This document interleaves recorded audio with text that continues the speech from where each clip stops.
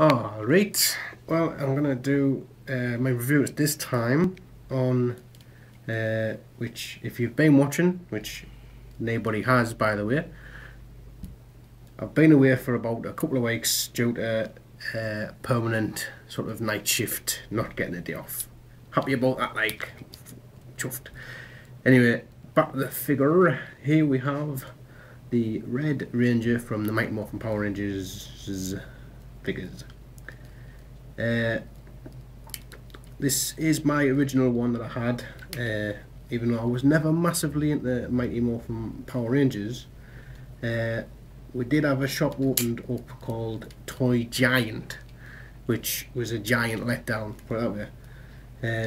Anyway, this is the Automorph, or flip heads as they're called, although personally I like to call them a manual morph because it doesn't automatically morph. You have to actually manually press the button to make it morph into well, basically he runs off and puts his helmet on and comes back as a different person. In this sword also just appears and reappears, disappears and reappears, just, you know, with the whim of a thought, you know, doesn't actually go anywhere on him.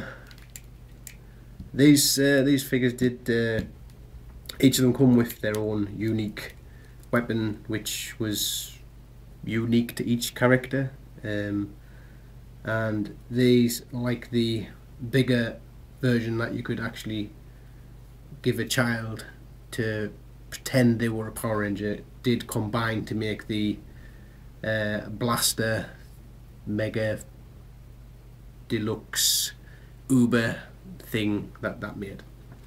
They also come with a gun, which in the program turns into a sword, but obviously it's, you know, it's the limits of technology in 1990 in HH2 were quite limited. I got this one and this one originally when I was kind of, well, I wasn't collecting them, I just picked them up because there was nothing else in the shop at the time. Anyway, that's enough of them. They did one of the things with this, I mean, right, I know, you know, they took one mould and pretty much just stuck different heads on the figures, but I mean, to me, like, I mean, that's supposed to be a woman and that's supposed to be a man. I mean, it's kind of a little bit, I mean, that would confuse people, I think. You know, it's like, you know, why does a woman have the same body as a man and a man have the same body as a woman? It's kind of, it's going into areas there that I'm not comfortable with. It's just, it's confusing as I don't like it. You did get the sort of larger scale ones of the Rangers, which were more posable, which also came with bigger baddies as well, which it's a shame these weren't a little bit bigger, so they were actually in scale with the Megazords. I mean, you kind of can get away with it to a degree, but you know, if it was just, you know, an extra inch on there, you know, would have been perfect. Not to complain about his size, like, but an extra inch would have been great. The Automorph, manual morph, as it's now known in this house, did carry on with later later series. This one being the Neo. That's a bit of a strain there for them. They carried that on. They did later on. I think what I've seen, some of the ones, some of the series came out. They had the same thing, but the legs didn't move, which was kind of like, to me, made very little sense of. They'd kept the same gimmick, but kind of crippled the figure. I kind of really didn't understand that.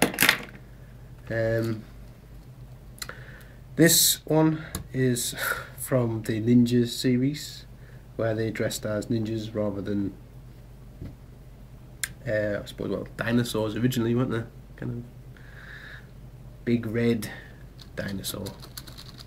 This one does the kind of the fist punching the air dance of joy.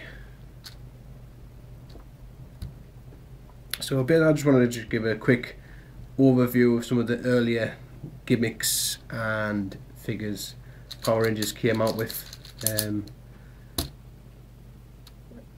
Kind of currently building up me collection of these now, so thanks to somebody special on YouTube who I will do a thank you video for them when I finish this, so look out for that.